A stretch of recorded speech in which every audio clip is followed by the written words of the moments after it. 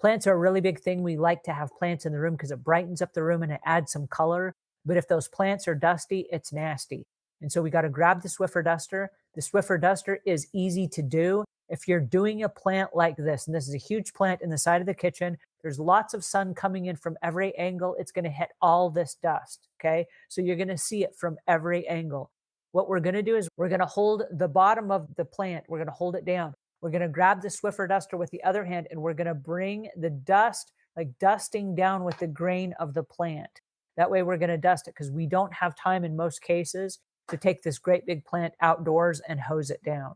If you did, that's how you would do it. You would haul the plant outside, and this is as tall as the room, so it's going to take 2 or 3 people. If you have the chance to do that, great. You'll put a garbage bag around the base of the plant, and then you'll hose the plant down and get all that dust off. If you don't have the luxury of doing that, you can use a Swiffer Duster because of the trap and lock technology. Make sure you go over every one of the strands. Here's a secret. You can also do this with real plants. So if you have plants that have like little fuzz that falls off or that bleeds, you can dust that off the leaves with just a regular duster. But if your house is on the market, just do a walkthrough and just look like once a week, like, hey, how are my plants doing? Is there any dust? Are there any leaves or anything that are dead? Anything that needs to just be removed so that my plants look nice again and user friendly for that experience?